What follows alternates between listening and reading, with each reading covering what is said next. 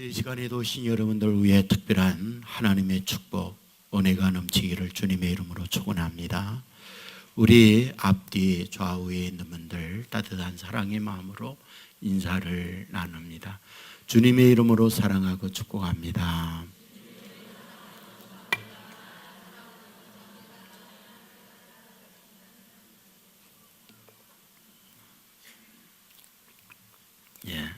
감사합니다. 지난주 여러분에게 소개해드렸던 책 가운데 무무, 이분이 쓴 행복이 머무는 시간들이라는 책에 나오는 내용을 하나 더 소개해드리고 싶습니다. 여기에 한 아버지와 아들이 등장을 해요. 근데 이 둘은 핸디캡을 다 갖고 있어요. 이 아버지는 곱사등을 갖고 있는 장애를 갖고 있어서 키가 150cm 약간 넘는 장애를 갖고 있어요. 그런데 아들도 장애를 갖고 있어요. 다리 장애였습니다. 근데 이들이 살고 있는 집을 보면 무허가 판잣집에서 살고 있습니다. 들어가는 대문은 대강 걸쳐 놓아서 문이 있는 듯 없는 듯, 창문이 있지만 유리가 아닌 비닐로 대강 덮여 있는 그런 집이었어요. 지나가며 힐끗 집안 내부를 보면 침대가 없는 맨바닥에 담요 한 장이 깔려 있습니다. 식사 때가 돼서 먹는 음식을 보았더니 어떤 상에 놓고 이것저것 찬이 있는 음식이 아니라 큰 양푼에 자기들이 조리한 음식이 아닌 남들이 먹다 남은 것을 버리거나 준 것을 가지고 이 둘은 한 끼 한 끼를 염려하면서 살아가는 가정이었어요. 무엇을 하면서 할까? 소위 파지를 줍는, 폐품을 줍는 일을 해요. 세 발로 된 거의 낡아 빠진 어떤 구루마 하나를 가지고 그곳에 파지를 모아서 하루하루를 지내고 있습니다. 그런데 이 아버지의 간절한 소원이 하나 있어요. 아들을 수술해서 건강한 삶을 사는 거죠. 근데 수술비가 만만치 않습니다. 1,800여만 원의 경비가 필요해요. 도저히 그 파지 줍는 일로는 아이의 수술은 불가능한 상태죠. 하지만 그는 희망을 놓지 아니하고 그렇게 살아가요. 근데 어느 날 이 책의 저자가 이사를 오면서 신문이나 헌책이나 이 가정에 주면서 이분들과 교분이 된 거예요. 자, 그런데 무허가집이었는지라 언제 사라질지 모르는데 어느 날 보았더니 결국 헐려버렸습니다. 그리고 소식이 단절된 거죠. 궁금하던 차에 시간이 얼마나 흘렀을 때 눈물 나는 소식을 듣게 된 거죠. 그분이 여기에서 흘리고 난 이후 어떤 사람의 소개로 건설하는 회사에 취직이 됐다는 거죠. 그 아버지가. 그리고는 높은 곳에서 일을 하다가 추락을 한 거예요. 생명은 붙어 있었지만은 본래의 장애를 갖고 있는 몸에 사고를 당했기 때문에 더더욱 고통과 아픔의 시간을 지내야 했어요. 그런데 건설회사 담당자에게 간절한 소원을 말했죠. 저에게 올 보상금이나 혹시 치료할 수 있는 기회가 있다면 저는 괜찮아요. 저는 40이 넘었거든요. 내 아들 병을 고치면 좋겠어요. 아들을 치료해 주세요. 하지만 건설회사의 담당자는 말했죠. 기준이 맞지 않아서 안 됩니다. 사고 당사자의 치료지 그 외에 다른 분을 치료할 수는 없습니다. 그때 그는 무릎을 꿇고 눈물을 흘리면서 사정을 했대요. 나는 괜찮아요. 이대로 죽어도 좋아요. 하지만 내 아들은 힘들게 여기까지 살아왔어요. 몸도 아프고 가난한 가운데에 5, 6개 산 그 아들에게 계속 그 삶을 살게 하는 것은 너무나 큰 고통이고 아픔이에요. 그러니 저는 괜찮아요. 내 아들 치료해 주세요. 그러면서 뜻밖의 말을 하더라는 거죠. 사실 이 아들은 내 아들이 아니에요. 나는 장애를 갖고 있기 때문에 장가를 못 갔어요. 누구도 여인이 결혼하려고 하지 않았죠. 저 아들은 장애를 입었다고 누군가 버린 거를 제가 데려다가 저 아이를 키웠어요. 저는 그 글을 읽으면서 많은 감동을 하게 된 거죠. 이 말을 들었던 주의 건설회사의 관계자나 사람들도 함께 감동을 받았어요.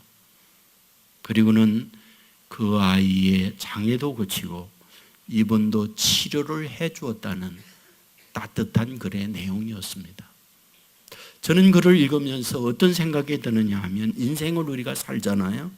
저는 크고 작은 일들을 다 당하면서 산다고 생각해요. 좋은 일도 나쁜 일도 또는 밝은 일도 어두운 일도. 문제는 그런 경우들을 우리가 어떻게 처리하느냐, 그런 경우들을 어떻게 해결하면서 나가느냐. 저는 이것이 더 중요한 내일의 우리의 삶의 과정이라고 보거든요. 오늘 본문은 우리에게 뭘 말해주는 걸까? 저는 바로 이 부분을 가르쳐주는 말씀이구나 하는 생각이 드는 거예요. 본문 말씀을 다시 제가 여러분에게 읽어드립니다. 내가 사망의 음침한 골짜기로 다닐지라도 해를 두려워하지 않을 것은 주께서 나와 함께 하심이라 하는 말씀이에요. 우선 여기에서 사망의 음침한 골짜기라고 할 때 사망의 음침한 골짜기란 뭘 말하는 걸까? 이것은 다윗이 양을 돌보면서 양과 함께 지낼 때에 겪는 자연 조건의 문제를 다루고 있다라고 봐요. 저는 중3 때 소풍을 갔어요. 그 소풍은 우리 동네가 아닌 좀 먼 곳으로 갔어요. 등대가 있는 곳이었죠. 등대지기가 얘기했어요. 이 등대는 일본 사람들이 일제 때에 지은 거라고. 이 지역에 고래잡이 어선들이 많았는데 그 고래잡이 하는 어선들에게 밤길을 안내하기 위하여 일본인들이 지은 거라고 안내해 주었어요. 그런데 저는 처음으로 태어나서 그 아슬아슬한 길을 갔던 기억이 있거든요. 등대는 동네 가운데 있지 않았어요. 절벽이 있는 외진 곳, 높은 곳에 등대가 세워져 있었어요. 그 등대를 가기 위해서는 한 사람이 겨우 지나갈 아주 좁은 길로 가야 했어요. 문제는 수십 길 되는 낭떠러지가 있다는 거죠. 한 사람만 겨우 지나갑니다. 한 발 삐끗하면 추락해서 시체도 찾을 수 없는 검푸른 바다가 기다리고 있는 그런 곳이에요. 여러분, 그 길을 가는데 저는 처음으로 내려다보니까 아슬아슬한 거죠.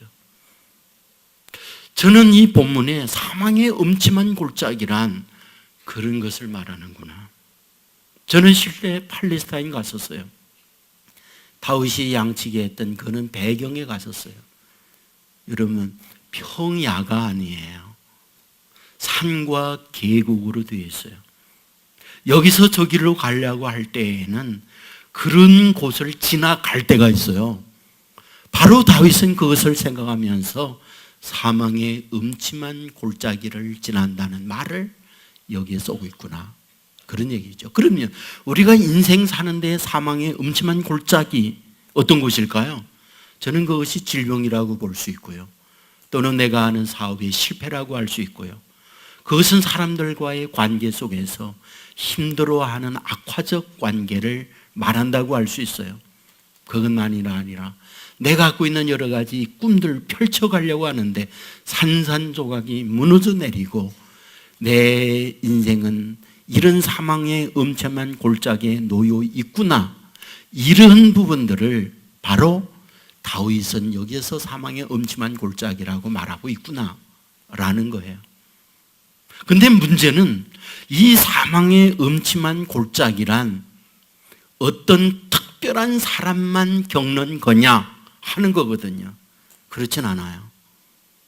여러분, 시편 23편은 내용 전반에 걸쳐서 우리에게 주려는 메시지가 있죠. 축복이에요. 그것은 형통이에요. 그래서 시편은 시작하기를 내게 부족함이 없다.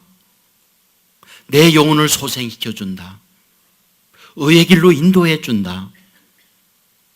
그리고 푸른 풀과 쉴만한 물가로 눕게 하고 이끌어준다. 이러한 말씀들로 다 가득 차 있어요. 어떻게 생각하면 식구들의 전체적인 긍정이고 우리의 축복을 전하는 메시지로 차 있어요. 그런데 사망의 음침한 골짜기란 부정적인, 아니 어두운 면을 여기에 쓰고 있다는 거예요. 자, 그렇다고 한다면 여기에서 뭘 말해주려고 하는 걸까? 인생살이란 언제나 푸른 초만 있는 거 아니란다. 맑은 시냇가에만 누울 수 있는 게 아니란다. 사망의 음침한 골짜기를 갈 때에도 있어. 이것을 말씀하려는 내용이라는 거예요. 여러분, 성경을 보세요. 성경에 위대한 인물들이 나오거든요. 아브라함, 야곱, 이삭, 요셉, 모세, 기타 수많은 성경의 인물들이 등장하잖아요. 그런데 창세기부터 요한계시록까지 보면 그야말로 이 사람이야말로 최고의 인간적 복을 받았다라는 사람을 말한다면 저는 다니엘이라고 생각하거든요. 왜? 비록 그는 유다인으로서 포로로 끌려가요. 소년 시절 때 끌려갑니다. 그런데 그는 젊었을 때부터 총리가 되어져요. 그리고 그 총리는 장수를 했는데 세상 끝날까지 그 자리를 유지해요. 여러분, 우리가 말씀을 보면 그가 살았던 시대를 보면 격변이 많았거든요. 그 격변이라는 것은 나라가 3번씩이나 바뀌잖아요. 바벨론으로 끌려갔죠. 메데라는 나라가 바뀌어졌죠. 그 다음에 페르시아라는 나라로 바뀌어지죠.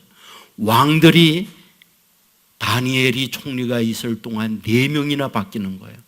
느부갓네살 때에 총리가 되어졌잖아요. 그리고 그 아들 벨사사살 때에 총리가 되어져요. 그리고 나라가 망해서 다리오라고 하는 사람이 왕이 돼요. 그때도 총리예요. 그리고 또 나라가 격변이 되면서 페르시아 제국이 되어지면서 고레스가 왕이 되는데 그때에도 다니엘은 총리예요. 자, 이런 것을 생각하면 성경에 나오는 인물 가운데 저는 다니엘만큼 인간적 복을 받은 사람이 없구나. 우리의 말로 빌린다면 관운을 타고났구나. 이런 생각을 할 수 있는 사람이 누구? 다니엘이다. 그런 얘기죠. 그러면 다니엘의 인생에는 사망의 음침한 골짜기가 없었을까? 아니요. 그에게도 있었어요.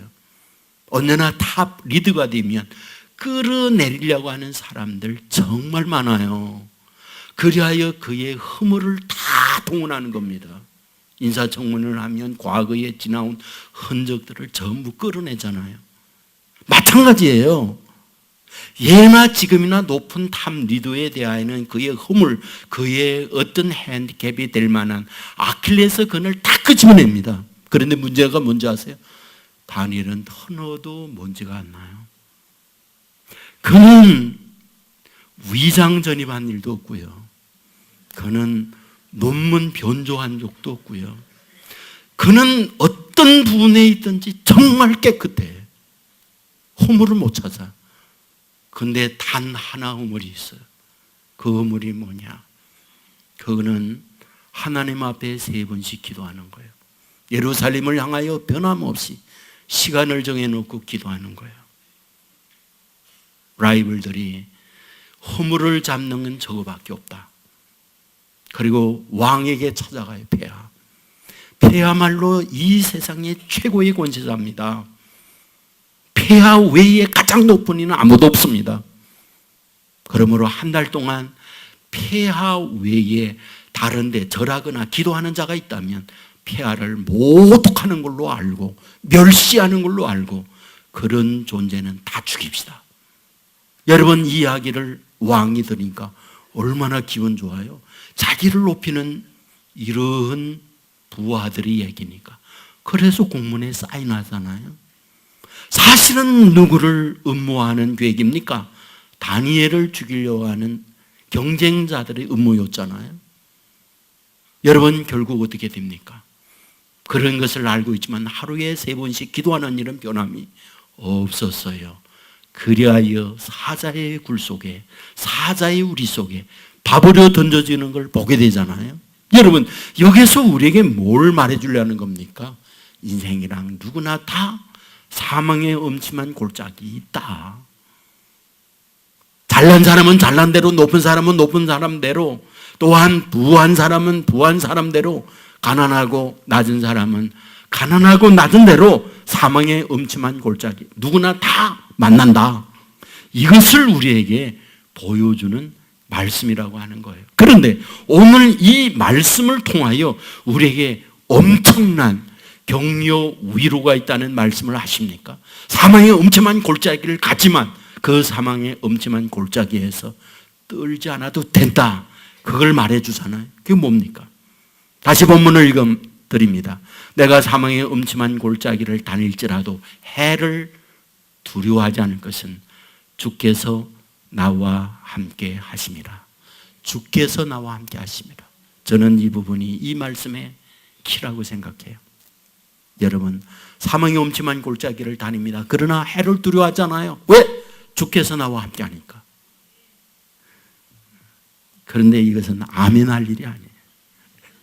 왜? 자, 보세요. 사망의 음침한 골짜기는 눈에 보이고 있다는 것. 그 사망의 음침한 골짜기는 눈에 보이고 있는데 나와 함께하는 주님은 보이지 않는다는 것. 여기에 우리의 아픔이 있고 고민이 있는 거예요. 사람은 눈에 보이는 것에 포로가 되기 쉬워요. 그곳에 내 인생이 묶이기 쉬워요. 여러분, 예수님의 제자들이 배를 타고 밤새도록 풍랑을 만나 고통당한 거 기억하시죠? 새벽에 예수님께서 물 위로 걸어왔어요. 그들은 함께 한 목소리로 말했죠. 유령이다. 그때 예수님께서 말합니다. 내니 두려워하지 마라. 그때 베드로가 말합니다. 만에 주시오던 나를 명하여 물 위로 걸어오라 하소서. 오라. 그러므로 베드로는 배에서 내려서 물 위로 걸었어요. 그러나 물속으로 빠졌죠. 왜? 성령은 말하고 있죠. 바람과 파도를 보고 무서워 빠졌다고 성경은 말하고 있어요. 뭘 얘기합니까? 자기를 오라고 하는 주님은 보지 못하고 풍랑을 보는 거예요. 풍랑을. 사망의 음침한 골짜기가 눈에 보이기 때문에 인생은 여기에 휘청거릴 수밖에 없어요. 출애굽하는 이스라엘 백성 400년 동안 이집트에서 온갖 어려움을 겪었어요. 알죠? 매질당하고 날마다 중노동에 끌려다니며 벽돌을 찍어야 하고, 음식은 생명을 연장할 정도의 소량의 밥 먹을 거리나 주고 살기가 어려웠어요. 피골이 상접해요. 눈을 뜬다는 것 자체가 저주요 고통이에요. 날마다 끌려가 밤이 맞도록 매질을 당하고, 이게 그들의 삶이었어요. 절규하잖아요. 못 살겠다고. 하나님은 그들의 절규를 들어주었어요. 그리고 바로에게 10가지 재앙을 내리면서 손을 들고 절규하며 애원했던 이스라엘 백성을 출애굽하게 해요. 축복이에요. 살 길이 열려졌어요. 그러면 정말 그들의 미래가 복으로 이어졌는가? 아니었잖아요. 홍해가 막히고 뒤에는 이집트의 특수부대 기마대가 추격해오고, 이때 그들은 어떻게 합니까? 이때 그들은 어떻게 해요? 절규하잖아요. 차라리 그곳에서 생명이라도 붙이는 게 낫지. 앞으로 가자니 홍해가 막혔고 돌아서자니 이집트 특수부대가 우리의 목을 치기 위하여 왔고 도대체 어떻게 하느냐? 어떻게 하느냐? 여기서 우리에게 뭘 보여줍니까? 사망의 음침한 골짜기, 눈에 보이는 곳에 그 백성들은 다 무너져 내리는 거예요. 이게 인생이에요. 그때에 모세가 외쳤던 말 기억하시죠? 뭐라고 외칩니까? 너희는 잠잠히 오늘 너희를 위하여 행하시는 여호와의 구원을 보라 얘기하잖아요. 여기서 우리에게 뭘 보여줍니까? 인간이라고 하는 것은 사망의 음침한 골짜기에서 그 보이는 것 앞에 포로되게 무너져 내리는 게 인생이라는 거예요. 그런데 모세는 외쳤어요. 너희를 위하여 행하시는, 너희와 우리와 함께 하시는 여호와의 구원을 보라는 거예요. 그렇다면 오늘 여기서 깨닫게 되는 게 있죠. 사람이란 사망의 음침한 골짜기를 만날 때 어떻게 반응하는가? 그때 어떻게 처신을 하는가? 사실은 그 이후에 그 인생이 결정되는 거예요. 사망의 음침한 골짜기에서 좌절하고 절망하고 이것이 내 인생의 끝이라고 하면 끝납니다.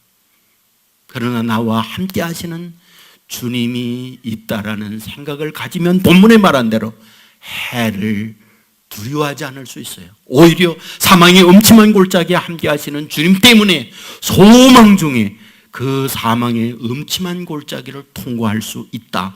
이것을 우리에게 말씀해 주고 있다는 사실 믿으시기를 주님의 이름으로 축원합니다. 여러분, 주님께서 오셔서 주님의 이름 자체가 임마누엘이었다는 건 너무나 잘 알잖아요. 주님의 이름이 임마누엘이에요. 뜻이 무엇인가요? 하나님이 자기의 백성과 함께 계시다는 말이죠. 임마누엘로 오셨어요. 우리와 함께 합니다. 기회 있을 때마다 사람들에게 말해서 너희를 고아와 같이 버려두지 않을게. 너희와 항상 함께 해줄게. 마지막 부활하시고 승천을 하시는 그때 남긴 말이 뭡니까? 세상 끝날까지 너희와 항상 내가 함께 할게. 임마누엘을 한다고 우리에게 말씀해 주고 있다는 거예요. 여러분, 양들을 돌봐요. 양들이 갑니다. 그런데 목자는 함께 해요. 때로는 사망의 음침한 골짜기를 갈 때에 병약하여 걸음이 어려운 양들은 목자가 어깨에 메고 간다는 거 아십니까? 어린 양은 가슴에 품고 간다는 걸 아십니까? 그리하여 사망의 음침한 골짜기를 통과하게 만든다는 거예요. 우리는 두 발자국에 대한 이야기 잘 알고 있어요. 모래사장을 갈 때 돌이켜보면 늘 혼자 가는데 발자국은 둘이에요. 물었죠. 한 발자국이 누군가요? 주님이 말씀하죠. 내 발자국이란다. 내가 언제나 너와 함께 동행하고 있어 라고 했거든요. 어느 날 폭풍우를 만났죠. 사망의 음침한 골짜기를 만났죠. 생각했어요. 이때야말로 같이 있어야 돼. 이때야말로 같이 동행해야 돼. 돌이켜보니 발자국이 하나였다는 것. 낙심하지요. 이런 결정적 순간에 도대체 주님은 어디 갔단 말인가? 나와 동행하며 이 어려움을 통과해야 하는데 주님은 어디 갔단 말인가? 그때 주님께서 말씀하죠. 아들아, 그 발자국은 내 발자국이란다. 그 폭풍우를 내 가슴에 품고 그 길을 가고 있는 거야 라고 말씀하고 있다는 거죠. 여러분, 그렇습니다. 오늘 저와 여러분이 살아가는데 누구나 다 사망의 음침한 골짜기를 만나요. 주님은 이 사실을 너무나 잘 알죠. 우리가 세상을 사는 것이 그렇게 호락호락하지 않다는 거 누구보다 주님은 잘 알죠. 본문에서 말하는 거예요. 인생길 사망의 음침한 골짜기 있다는 거 잊지 마라. 그러나 걱정하지 마라. 내가 그때 너와 함께 할 테니까. 여러분, 그러므로 하나님의 백성된 저와 여러분에게 이 말씀은 무엇인가? 사망의 음침한 골짜기 그 자체가 아니라 그때에 나와 여러분과 함께 동행하시는 주님에 대한 믿음을 갖고 두려움이 아닌 소망 중에 살아가라. 메시지가 이 안에 있다는 것 믿으시기를 주의 이름으로 축원합니다. 저는 결혼식이 있을 때마다 항상 말미에 인사를 하거든요. 신부 부모님에게, 신랑 부모님에게. 그런데 제가 인사할 때 거의 8, 90% 친정 부모님에게 인사하면 친정 어머님이 대개는 우세요. 정말 대개 우세요. 저는 그 울음에 대한 생각을 해봐요. 왜 우실까? 이 좋은 날에 왜 우실까? 이 생각을 가만히 생각해 보면 거기에 많은 의미가 있잖아요. 자기도 결혼하면서 신랑 만나 살면 좋을 줄 알았는데 살아보니 좋은 것만은 아니야. 결혼해서 살면서 아이들을 키우고 시댁과의 관계, 여기까지 오면서 삶이 그렇게 호락호락한 게 아니야. 친정어머님은 아는 거죠. 딸이 살면서 허물도 있지. 그러나 친정에는 다 용납이 되잖아요. 살면서 친정의 어머님은 딸을 알지. 실수도 있다는 걸. 그러나 다 용서가 되잖아요. 그러나 결혼해서 살 때에 과연 어떻게 살까? 삶은 그렇게 호락호락하지 않은데 그 마음이 복합적으로 어머님에게는 밀려드는구나. 그 생각이 드는 거죠. 좋은 날이지만 인사를 할 때에 그 앞날을 생각하며 짠한 마음에 어머님은 눈물을 흘리는구나. 그 생각이 드는 거죠. 여러분, 저와 여러분 살 때에 저는 우리 주님이 저와 여러분을 바라보는 심정이 저는 그거라고 생각하거든요. 주의 백성으로 저와 여러분을 불러서 이 세상을 살아갈 때 저와 여러분이 살아갈 그 인생 주님은 다 보고 있잖아요. 한눈에. 그 가는 여정을 보고 있잖아요. 사망의 엄침한 골짜기가 있다는 것도 알고 있고요. 그러면서 저와 여러분에게 그런 짠한 마음으로 우리에게 주시는 거지요. 아들, 딸아, 세상을 살 때 사망의 엄침한 골짜기를 지나지만 두려워하지 마라. 내가 너와 함께 라고 말씀하고 있다는 거예요. 그런데 그런 상황을 만날 때 주와 함께하는 걸 모르기 때문에 나타나는 현상이 있어요. 절망한다는 거예요. 눈에 보이는 것은 사망의 엄침한 골짜기만 보이지 나와 함께하는 주님은 보이지 않으니까. 그러므로 내 인생이 사망의 엄침한 골짜기 그것만 보면서 내 인생 망했구나. 나는 루즈요. 내 삶은 더 이상 길이 없구나. 그러면서 희망의 끈을 놓는 이들이 꽤 많이 있다는 거예요. 우리는 민수기 14장에서 12명의 정탐꾼이 돌아왔을 때 보고한 내용을 여러분 잘 아실 거예요. 여호수아 갈렙 2명을 제외한 10명은 그 땅 못 갑니다. 그들은 거인이고 높은 성에 살고 우리는 그들 앞에 메뚜기에 불과합니다. 그런데 여호수아 갈렙은 아닙니다. 우리는 가면 됩니다. 그들 다 우리의 밥입니다. 그 땅 우리 땅입니다 라고 얘기해요. 자, 그렇다고 한다면 여기에 이런 결정을 내린 이유가 어디 있을까? 단 하나예요. 단 하나. 보는 관점이었거든요. 여호수아 갈렙을 제외한 10명은 눈에 보이는 사망의 엄침한 골짜기만 보는 거예요. 거인들만 보았고 높은 성만 보았고 그들과 비교할 때에 자기들은 고생하고 노동하면서 먹지 못하여 겨우 생명이나 연장된 피골이 상접한 뼈만 남아있는 그들, 그런 상황에서 어떻게 그 땅을 까느냐. 맞는 말이거든요. 여호수아 자신도 다 피골이 상접해서 똑같아요. 그런데 단 하나잖아요.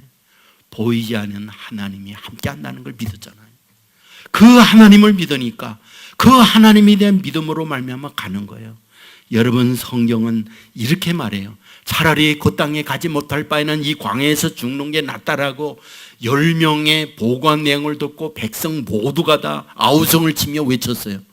근데 성경은 어떻게 기록하는지 아십니까? 너희가 내 귀에 들린 대로 내가 다 시행해 줄게, 그 말이에요.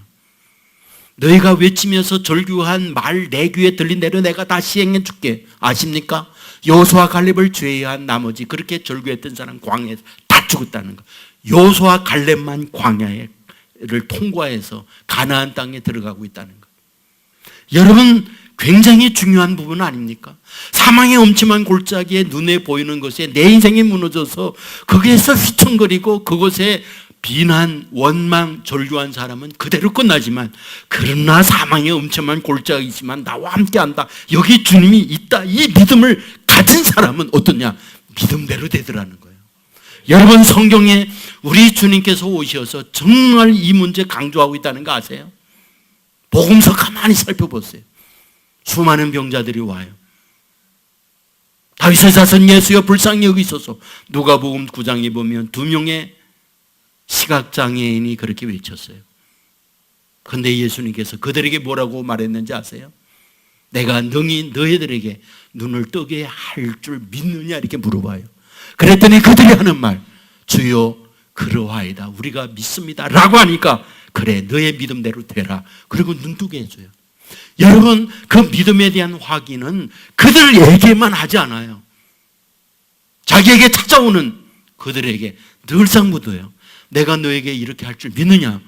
그러면 그들이 하는 말, 내가 믿나이다. 그러면 내 믿음대로 되라, 이걸 얘기해요. 너희가 겨자씨 하늘 만한 믿음이 있으면 이 산을 들여 바다에 던지오라 하여도 될 것이요, 이렇게 말하고 있잖아요. 요한복음 20장 21절에 보면 마지막 도마가 자기에게 왔을 때 그에게 한 말 기억하죠. 이렇게 말하죠. 믿음이 없는 자가 되지 말고 믿는 자가 되라. 여러분, 그 후의 말씀을 보면 믿음이 없이는 하나님을 기쁘게 못한다, 이걸 얘기해요. 여기서 우리에게 강조하고 있는 말씀이 뭡니까?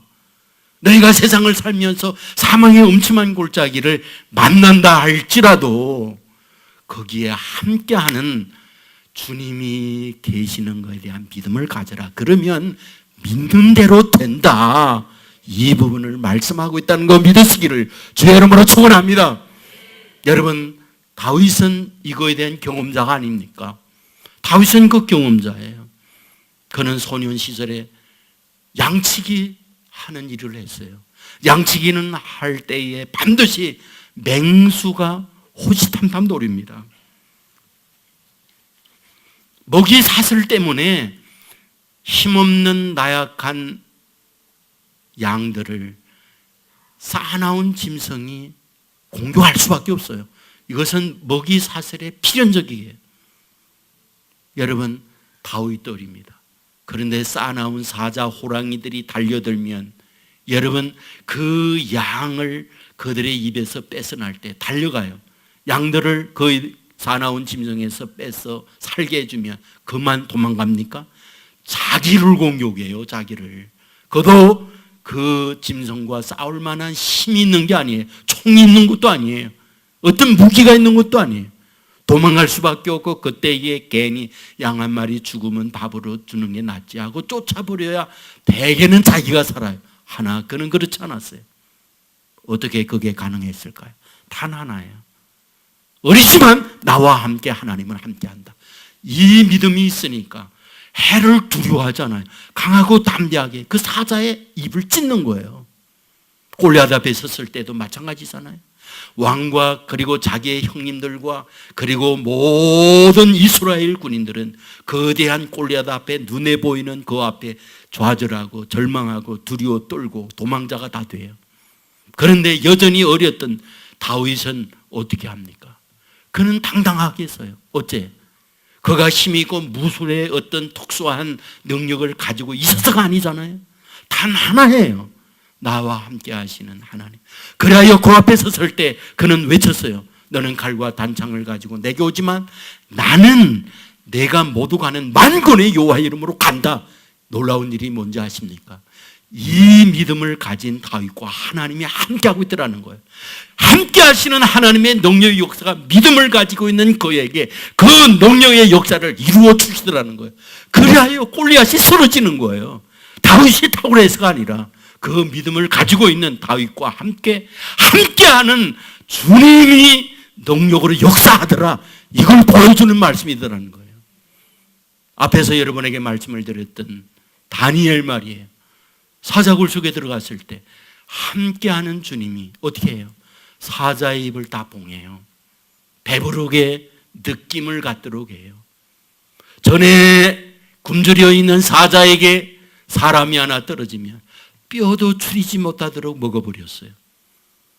그러나 함께하는 하나님에 대한 믿음을 갖고 나가니까 하나님이 이렇게 일하시는 거예요. 여러분, 그 이후에 다니엘은 살아났지만 다니엘을 모함하던 대적들을 다 집어넣잖아요. 떨어지는데 위에서 달려들면서 그들의 목을 잡았어요. 그리고 순간에 그들을 다 뜯어 자기들의 먹이로 먹어버렸어요. 여러분, 우리에게 무엇을 보여줍니까? 여러분, 하나님이 함께한다는 이 믿음, 주님이 함께한다는 믿음을 가진 사람에게 주님의 역사는 이루어진다 보여주는 말씀이라는 거 믿으시기를 주의 이름으로 축원합니다. 저는 베드로를 말씀을 드리고 싶어요. 바로 며칠 전 야고보가 목이 달아났어요. 순교자가 됐잖아요. 사람들이 너무 좋아하니까 소위 사람들의 입맛에 맞추기 위하여 이번에 베드로를 죽여야 되겠다 하고 베드로를 체포해요. 감옥에다 집어넣습니다. 포송으로 꽁꽁 묶었어요. 사슬로 묶었어요. 그리고 16명이 한 명을 지켜요. 내일 죽습니다. 정해져 있어요. 그런데 그럴 경우는 불안해서 잠 못 자요. 그런데 베드로는 그날 밤 너무 편안하게 깊은 잠을 자요.